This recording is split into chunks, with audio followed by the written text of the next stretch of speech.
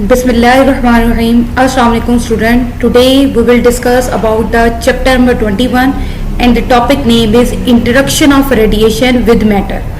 First of all, what will be interaction of radiation with matter?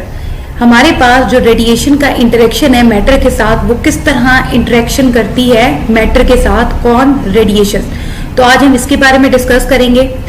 सबसे पहले हम लोग जिसके बारे में डिस्कस करेंगे वो है word is interaction. Interaction mean किसी के साथ इंटरेक्ट करना, मिलाप करना, किसी के साथ ताल्लुक बनाना। अब यहाँ पर इंटरेक्शन किसके दरमियान है? रेडिएशन और मैटर के दरमियान है। तो इंटरेक्शन होता क्या है कि एक जब कोई पार्टिकल जो है वो किसी मैटर की स्टेट में पास करता है, अब वो मैटर की स्टेट सॉलिड भी हो सकती है, लिक्विड भी हो सकती है या गैस भी हो सकती है। तो जब वो पार्टिकल किसी मैटर की स्टेट में, चाहे वो सॉलिड है, लिक्विड है या गैस है, उसके अंदर पास करेगा तो ये क्या करता है, ये पार्टिकल अपनी एनर्जी को लॉस कर देता है। उसकी वजह ये होती है कि जब वो एंटर होता है पार्टिकल उस मैटर की स्टेट में, तो वो due to ionization of atoms और मॉलिक्यूल्स की एक्साइटेशन की वजह से या आयोनाइजेशन की वजह से वो जो हमारे पास पार्टिकल है वो अपनी एनर्जी क्या कर देता है, लॉस कर देता है। तो इस तरह की फॉर्म को हम क्या बोलेंगे, इंटरेक्शन कहेंगे। जैसे कि यहाँ प्रॉपर डेफिनेशन दी हुई है, when a particle passes through a solid, liquid और gas, it loses energy due to excitation or ionization of atoms and molecules in the matter is called interaction। ठीक हो गया, इंटरेक्शन की मीनिंग हो गया। इसमें एक वर्ड यूज हो रहा है एक्साइटेशन और आयोनाइजेशन। एक्साइटेशन का मतलब होता है हम लोग हायर लोअर से हायर एनर्जी स्टेट की तरफ चले जाते हैं या एक्साइट कर देते हैं, मतलब इमिट कर देते हैं। और यहाँ पर वर्ड यूज किया गया है या ionization. What is ionization? Ionization का मतलब ये है कि जो इंटरेक्शन करना मैटर के साथ, और उसकी में जब इंटरेक्शन होती है किसी भी पार्टिकल की मैटर के साथ, तो वो एक अनदर पार्टिकल डिटेक्ट करता है और उसकी एनर्जी को लॉस कर देता है या उसकी एनर्जी डिटेक्ट करता है। तो हम कह सकते हैं ionization means the interaction with matter to detect the particle and its energy. तो ये था हमारे पास इंटरेक्शन और आयोनाइजेशन। नेक्स्ट हम लोग इसके बारे में एक्सप्लेन करेंगे रेंज के बारे में। First of all, what is range? Range का मतलब होता है कितना हमारे पास डिस्टेंस है। हमने फॉर एग्जांपल एक डिस्टेंस तय करना है तो हम कहेंगे हमारी इतनी रेंज है, वो 100 किलोमीटर है तो वो हमारी रेंज कहलाएगी। यहाँ पर रेंज का मतलब क्या है, जो पार्टिकल जो है वो पास हो रहा था किसी भी मैटर की स्टेट में, वो पार्टिकल जो था वो मैटर की स्टेट्स के अंदर कितना डिस्टेंस कवर करेगा before coming to rest. Rest से पहले वो कितना मतलब डिस्टेंस जो है वो तय कर रहा है। सिंपली अगर हम कहें कि वो जो पार्टिकल है जो मैटर की स्टेट के अंदर पास हो रहा था, चाहे वो सॉलिड है, चाहे वो लिक्विड है या वो गैस है, उस मैटर की स्टेट पे वो पास हो रहा था, उसने उस मैटर की स्टेट में वो पार्टिकल जो है उसने कितना डिस्टेंस तय किया, उसको हम क्या बोलते हैं, रेंज बोलते हैं। रेंज जो है, अब ये काफी सारी चीजों पर डिपेंड करता है। एक तो ये डिपेंड करता है पार्टिकल के मास पर। अगर पार्टिकल का मास कम होगा तो पार्टिकल ज्यादा डिस्टेंस तय करेगा मैटर के अंदर। इसी तरह वो एक पार्टिकल की एनर्जी पर भी डिपेंड करता है और पार्टिकल के चार्ज पर भी डिपेंड करता है। It is also depend upon the medium of density या डेंसिटी ऑफ द मीडियम। जो मीडियम जिसके अंदर वो पास हो रही है पार्टिकल, उसकी डेंसिटी पर डिपेंड करता है। ऑल्सो ये आयोनाइजेशन पोटेंशियल पर भी डिपेंड करता है। कौन डिपेंड करता है? उसकी रेंज, कि कितनी रेंज तक वो कितना डिस्टेंस वो तय कर रहा है। तो अगर रेंज की डेफिनेशन हम देखें तो वो कुछ इस तरह से है, the distance covered by a particle in a medium before coming to rest is called range. The range depend upon the charge, mass and energy of the particle, density of the medium and ionization potential of the atom of the atoms of the medium. तो ये हमारे पास क्या था, ये हमारे पास range कहलाती है। इसी तरह बिल्कुल हमारा जो टॉपिक है वो है इंटरेक्शन ऑफ मैटर, पार्टिकल का इंटरेक्शन करना मैटर के साथ या रेडिएशन का इंटरेक्शन करना मैटर के साथ। तो यहाँ पर एक और टॉपिक हम लोग एक्सप्लेन करेंगे, वो है interaction of alpha particle. Interaction of alpha particle क्या है हमारे पास? हम कहते हैं अल्फा पार्टिकल कहलाता क्या है? अल्फा पार्टिकल दरअसल रेडिएशन कहलाती है। पीछे हम लोगों ने प्रीवियसली डिस्कस किया था कि अल्फा पार्टिकल है, गैमा है और बीटा है, दैट इज द रेडिएशन। तो हमने क्या कर रहे हैं टॉपिक में radiation with matter, interaction of radiation with matters पढ़ रहे हैं। तो अब हम क्या करेंगे, रेडिएशंस के साथ इंटरेक्ट करके देखेंगे। तो पहली जो इंटरेक्शन हम किस रेडिएशन के साथ इंटरेक्ट करवा रहे हैं, इंटरेक्शन ऑफ अल्फा पार्टिकल के साथ। अब अल्फा पार्टिकल के साथ इंटरेक्शन कैसे होगी, जो अल्फा पार्टिकल होता है दरअसल वो 7000 टाइम मैसिव होता है एज कंपेयर टू इलेक्ट्रॉन के। इसके अलावा ये अल्फा पार्टिकल जो है 7000 टाइम मैसिव देन होता है इलेक्ट्रॉन से। इसके अलावा ये जो डिफ्लेक्ट करता है, स्ट्रेट पाथ डिफ्लेक्ट नहीं करता, ठीक है। जब ये स्ट्रेट पाथ डिफ्लेक्शन नहीं कर सकता तो ये न्यूक्लियस ऑफ द एटम के भी ज्यादा क्लोज नहीं अप्रोच कर सकता, they will be not close to the nucleus of the atom. तो alpha particle is about 7000 time massive than an electron. It does not suffer any applicable deflection from its straight path until it does not approach closely to the nucleus of the atom, जैसे कि अभी हम लोगों ने discuss किया। Next alpha particle के बारे में और कुछ कंस्ट्रक्शंस हैं और कुछ हमारे पास पॉइंट्स हैं। ये जो अल्फा पार्टिकल्स होता है ये प्रोड्यूस करता है कंटिन्यूअस इंटेंस आयोनाइजेशन, ठीक है, अपने पाथ में। और जब ये इस तरह करता है तो अपनी एनर्जी को लॉस कर देता है और फिर क्या हो जाता है, कम टू रेस्ट हो जाता है। It produces continuous intense ionization along its path till it loses all of its energy, अपनी तमाम एनर्जी को लॉस कर देता है और फिर क्या हो जाता है, कम टू रेस्ट, फिर रेस्ट आ जाता है। डेफिनेटली जब ये अपनी एनर्जी तमाम की तमाम लॉस कर देगा तो दे डू नॉट मूव, तो ये क्या हो जाएगा, दोबारा रेस्ट पोजीशन पर आ जाएगा। इसके अलावा ये कैप्चर करता है 2 इलेक्ट्रॉन्स को। अगर ये कैप्चर करता है 2 इलेक्ट्रॉन्स को मीडियम के अंदर तो ये न्यूट्रल हीलियम एटम्स बन जाता है। If it capture 2 electrons from the medium, then become a neutral helium atom. ये हमारे पास था इंटरेक्शन ऑफ अल्फा पार्टिकल, कि अगर हम अल्फा पार्टिकल रेडिएशंस ले रहे हैं और उसका इंटरेक्ट करवा रहे हैं किसके साथ, मैटर के साथ, तो उसकी इंटरेक्शन में जो पॉइंट्स आ रहे हैं वो ये पॉइंट्स हैं जो हम लोगों ने अल्फा पार्टिकल्स में डिस्कस करने। नेक्स्ट हम लोग इंटरेक्शन करेंगे, interaction of beta particles with the matter. अब बीटा पार्टिकल क्या है, beta particle is also the radiation that can interact with matter. ये भी इंटरेक्ट कर रहा है मैटर की स्टेट के साथ। अब वो मैटर की स्टेट कोई भी हो सकती है, चाहे वो सॉलिड हो, चाहे वो लिक्विड, चाहे वो गैस। अब इसके अलावा बीटा पार्टिकल का मैटर के साथ इंटरेक्शन देखेंगे एंड ऑल्सो कंपैरिजन करेंगे अल्फा पार्टिकल और बीटा पार्टिकल का। तो पहला जो हमारे पास कंपैरिजन है बीटा पार्टिकल का और अल्फा पार्टिकल का विद मैटर की इंटरेक्शन के साथ, वो ये है कि अगर बीटा पार्टिकल प्रोड्यूस करता है, कितना प्रोड्यूस करता है, 100 टाइम लेस आयोनाइजेशन किसके मुकाबले में, अल्फा पार्टिकल के मुकाबले में। तो पहला जो कंपैरिजन आया वो हमारे पास ये है कि अगर बीटा पार्टिकल जो होता है वो 100 टाइम लेस आयोनाइजेशन रखता है as compare to alpha particle के, और बीटा पार्टिकल की जो रेंज होती है वो 100 टाइम मोर देन होती है अल्फा पार्टिकल से। इससे क्या चीज क्लियर हुई कि हमारे पास जो बीटा पार्टिकल होता है उसका मास ज्यादा होता है एज कंपेयर टू हमारे पास अल्फा पार्टिकल के। तो अल्फा पार्टिकल का मास स्मॉल होता है as compare to beta particle के। अब सेकंड कंपैरिजन जो है अल्फा और बीटा पार्टिकल में वो ये है, अभी मैंने आपको डिस्कस किया कि beta particle due to smaller mass of beta particles, अगर बीटा पार्टिकल का मास जो है वो स्मॉलर होता है, ठीक है, are deflected more by collision than heavy alpha particle. Means अगर हम यहाँ पे देखें तो 100 टाइम्स मोर देन आयोनाइजेशन होती है। तो यहाँ पे कुछ चेंज हो गया, प्रीवियसली डिस्कस जो किया थोड़ा उल्ट हो गया कि अल्फा पार्टिकल जो होते हैं वो हमारे पास क्या होते हैं, हैवियर होते हैं as compare to beta particle के। मतलब अब ये चीज हो गई कि बीटा पार्टिकल जो होता है वो स्मॉलर मास रखता है as compare to alpha particle के। अल्फा पार्टिकल हमारे पास स्मॉलर नहीं होता बल्कि बीटा पार्टिकल होता है, जिसकी वजह से हमारे पास जो डिफ्लेक्टेड होगी वो मोर इजीली होगी इसके मुकाबले में। फिर नेक्स्ट हमारे पास है the path of beta particle in matter is not straight but show much struggling और scattering.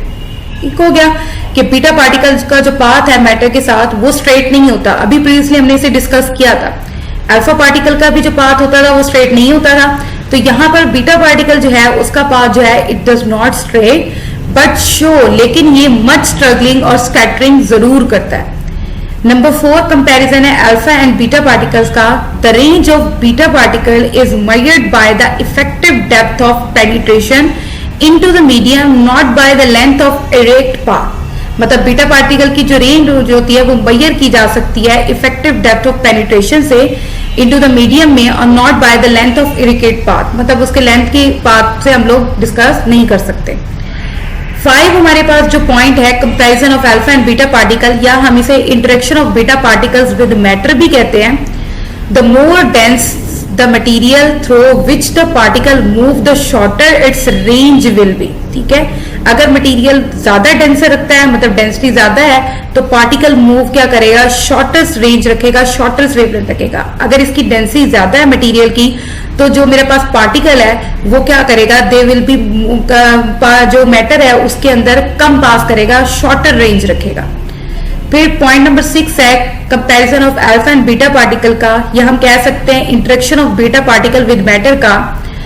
Alpha and beta particle radiate energy as X-ray photons when they are slow by electric field of the charged particle in a solid material. Means alpha और beta particle जो radiate करते हैं energy को, वो x ray photon की form में करते हैं और ये स्लो हो जाते हैं, इलेक्ट्रिक फील्ड इनकी स्लो हो जाती है और charge particle in a solid material में होते हैं। तो ये हमारे पास था interaction of beta particle with matter and also comparison of alpha and beta particles. अब हम नेक्स्ट एक्सप्लेन करेंगे interaction of gamma particle with matter. Gamma particle is also the radiation. अब गैमा पार्टिकल के साथ मैटर की interaction किस तरह होगी। गैमा जो रेज फोटोन्स होती हैं, इनकी जो रेडिएशन है वो अनचेंज होती है। इसकी वजह क्या है कि इसके अंदर जो आयोनाइजेशन होती है, there will be very little ionization. Means gamma ray photons are uncharged radiation cause very little ionization की वजह से। उसके अलावा गैमा पार्टिकल विद मैटर के साथ जब इंटरेक्ट करता है तो इसका जो फोटॉन्स होता है ये रिमूव्ड हो जाता है फ्रॉम अ बीम में। उसकी वजह ये होती है स्कैटरिंग करता है ये और एब्जॉर्वेशन ऑफ द मीडियम में करता है। दैट्स व्हाई फोटॉन्स जो है वो वहां पर रिमूव्ड हो जाता है फ्रॉम अ बीम की फॉर्म में। इसके अलावा गैमा रेज जो होता है इंटरेक्ट जब करता है मीडियम के साथ, मतलब मैटर के साथ, तो इसकी इंटरेक्शन के 3 वेज हैं, 3 तरीके जिन पर वो डिपेंड अपॉन देयर एनर्जी पर डिपेंड करता है। अब वो 3 वेव्स क्या हैं, एनर्जी पर डिपेंड करता है। एनर्जी के चेंज होने से हमारे पास 3 इंटरेक्शन ऑफ वेव्स आती हैं। वो किस तरह से हैं। पहला पॉइंट हमारे पास है कि अगर एनर्जी जो है वो बहुत ज्यादा लेस होगी, अप्रोक्सीमेशन 0.5 मेगा इलेक्ट्रॉन वोल्ट होगी, तो ये फोटो इलेक्ट्रिक इफेक्ट प्रोड्यूस करेगा। पॉइंट नंबर 2, अगर हमारे पास एनर्जी जो है वो 0.5 mega electron to 1.02 mega electron volt की एनर्जी जो है वो लॉस करता है या लेस करता है, इंटरमीडिएट एनर्जी लेस होती है। मींस पहले लो एनर्जी थी 0.5 मेगा इलेक्ट्रॉन वोल्ट, अब हमारे पास कौन सी एनर्जी है, इंटरमीडिएट एनर्जी है। कितनी होनी चाहिए, 0.5 से ना कम, न 1.02 मेगा इलेक्ट्रॉन वोल्ट से ना ज्यादा। तो फिर ये किस तरह कॉज करता है, ये कॉम्पटन इफेक्ट की वजह से करता है। तो it can produce cause Compton effect. उसके अलावा अगर हमारे पास हाई एनर्जी है, पॉइंट नंबर 3 में हाई एनर्जी कितनी, 1.02 मेगा इलेक्ट्रॉन वोल्ट से भी ज्यादा एनर्जी होती है। ठीक है, तो ये किसकी वजह से बनता है, that will be pair production. इसकी वजह क्या बनती है, पेयर प्रोडक्शन प्रोड्यूस होता है। तो ये हमारे पास था interaction of gamma particles with matter. फिर नेक्स्ट हम लोग डिस्कस करेंगे interaction of neutrons with matter. पहले हम लोगों ने इंटरेक्शन किया अल्फा पार्टिकल के साथ, फिर हम लोगों ने इंटरेक्शन किया बीटा पार्टिकल के साथ एंड लास्ट हमने इंटरेक्शन किया गैमा पार्टिकल के साथ। अब हम क्या करेंगे न्यूट्रॉन के साथ, जैसे प्रोटॉन इलेक्ट्रॉन और न्यूट्रॉन होते हैं, तो न्यूट्रॉन्स का इंटरेक्शन करवाएं मैटर के साथ तो क्या होगा। जैसे कि हम जानते हैं न्यूट्रॉन्स जो होता है that is the neutral particle, जिस पर कोई चार्ज नहीं होता। तो अगर न्यूट्रॉन का इंटरेक्शन करवाएं मैटर के साथ तो ये एक्सट्रीमली पेनिट्रेटिंग होता है। Neutron is the extremely penetrating, ठीक है, और एक्सट्रीमली पेनिट्रेटिंग होने की वजह से पेनिट्रेट कर जाता है, तो ये ज्यादा क्या करता है, ये प्रोड्यूस करता है लिटिल इनडायरेक्ट आयोनाइजेशन। ये हमारे पास क्या हो गया, न्यूट्रॉन के साथ इंटरेक्शन हो गया मैटर के साथ। अब जब ये इंटरेक्ट करता है मटेरियल को, इंटरेक्शन विद मटेरियल के साथ, तो ये क्या किस पर मुश्तमिल होता है, hydrogen atom and knockout proton पर। न्यूट्रॉन विद मैटर के साथ इंटरेक्शन की बात कर रहे हैं, when they interact with materials containing hydrogen atom and knock out protons। ठीक है, ये मटेरियल के साथ इंटरेक्ट जब करेगा तो ये किस पर मुश्तमिल होता है, हाइड्रोजन एटम के साथ, तो ये प्रोटॉन को क्या कर देता है, नॉक आउट कर देता है, खत्म कर देता है। उसके बाद न्यूट्रॉन्स जो होते हैं आर स्टॉप और slow in direct collision with the nuclei और a particle of comparable mass to that of neutron. Neutron जो है वो स्टॉप हो जाते हैं या स्लो हो जाते हैं, कब होते हैं? जब डायरेक्ट कोलिजन होती है। इनडायरेक्ट कोलिजन होती है किसके साथ? न्यूक्लियस के साथ या पार्टिकल के साथ। तो ये कंपेयर करते हैं mass to the that of neutron. Simply हम कह सकते हैं न्यूट्रॉन्स आर स्लोप और स्लो डाउन जब इनडायरेक्ट कोलिजन हो विद द न्यूक्लियाई के साथ। तो ये हमारे पास हो गया इसका पॉइंट, न्यूट्रॉन का इंटरेक्शन विद मैटर। इसके अलावा हमारे पास जो मटेरियल्स होते हैं जैसे कि वाटर हो गया, प्लास्टिक हो गया, ये लो मास न्यूक्लियाई होते हैं। They have low mass nuclei, it means low mass nuclei per unit volume रखते हैं। तो ये यूज किए जाते हैं to stop the neutron, neutrons को स्टॉप करने के लिए कि अगर इंटरेक्शन कर रहे हैं मटेरियल के साथ, जैसे कौन सा मटेरियल के साथ कर रहे हैं, वाटर है या प्लास्टिक है, बिकॉज ये लो मास न्यूक्लियाई होते हैं पर यूनिट वॉल्यूम में, तो ये यूज किए जाते हैं to stop the neutron, neutrons को स्टॉप करने के लिए। तो ये हमारे पास था interaction of neutrons with matter. And अब हमारे पास नेक्स्ट है प्रोडक्शन ऑफ फ्लोरेसेंस। फ्लोरेसेंस होता क्या है? इसका प्रोडक्शन, इसकी पैदावार कैसे होती है, ये किस तरह पैदा किए जा सकते हैं। फ्लोरेसेंस दरअसल एक प्रॉपर्टी होती है अब्सॉर्बिंग रेडिएट एनर्जी को, हम कहते हैं एक ऐसी प्रॉपर्टी जो absorbing radiant energy of high frequency को करती है and re emitting energy of low frequency in the visible radiation region of electromagnetic spectrum. Clear हो जाना चाहिए कि फ्लोरेसेंस एक ऐसी प्रॉपर्टी है जो कि अब्सॉर्ब करती है radiate energy of high frequency को और री इमिटिंग करती है लो फ्रिक्वेंसी को इन the visible region of the electromagnetic spectrum को। उसे हम क्या कहते हैं? फ्लोरेसेंस कहते हैं। तो fluorescence is the property of absorbing the radiant energy of high frequency and re emitting energy of low frequency in the visible region of electromagnetic spectrum is called fluorescence. जब अल्फा, बीटा और gamma radiation strike होंगे किसी भी screen के साथ, उस screen के ऊपर कोटेड किया गया कोई सब्सटेंस, वो स्क्रीन जो है वो कौन सी वाली है? जिंक सल्फेट है या सोडियम आयोडाइड है या बेरियम प्लाटिनोसाइड है, साइनाइड है। ये जब इसके स्ट्राइक करेगी किसके साथ? अल्फा बीटा पार्टिकल उससे स्ट्राइक करेंगे तो ये फ्लोरेसेंस स्क्रीन ग्लो करेगी। मीन्स टू से दैट कि जब अल्फा पार्टिकल या गामा रेडिएशन किसी भी स्क्रीन के ऊपर स्ट्राइक करते हैं, अब वो स्क्रीन का क्या होना जरूरी है? वो स्क्रीन कोटेड होती है या तो जिंक सल्फेट के साथ या सोडियम आयोडाइड के साथ या बेरियम प्लाटिनोसाइनाइड के साथ। फॉर एग्जांपल हम कहते हैं हमारे पास एक स्क्रीन मौजूद है, जिंक सल्फेट उसके ऊपर कोटेड है, उसके ऊपर अगर हम अल्फा बीटा या गामा रेडिएशन में से किसी को भी स्ट्राइक करवाएंगे, उसके स्ट्राइक करने की वजह से ये क्या चीज प्रोड्यूस करती है? ये फ्लोरेसेंस प्रोड्यूस करती है या फिर हम इसको क्या बोलते हैं? ग्लो करना स्टार्ट कर देती है। तो ये था हमारा टॉपिक प्रोडक्शन ऑफ फ्लोरेसेंस। तो आज के टॉपिक में हम लोगों ने स्टडी किया interaction of radiation with matter, कि मैटर के साथ इंटरेक्शन रेडिएशन का किस तरह होता है। इसमें हमने इंटरेक्शन ऑफ अल्फा पार्टिकल्स पढ़ा, इंटरेक्शन ऑफ बीटा पार्टिकल्स के साथ इंटरेक्ट करवाया मैटर का, इंटरेक्शन ऑफ गामा पार्टिकल के साथ इंटरेक्शन करवाया, फिर हम लोगों ने न्यूट्रॉन्स के साथ इंटरेक्शन करवाया and the last one is production of fluorescence study किया। Thank you.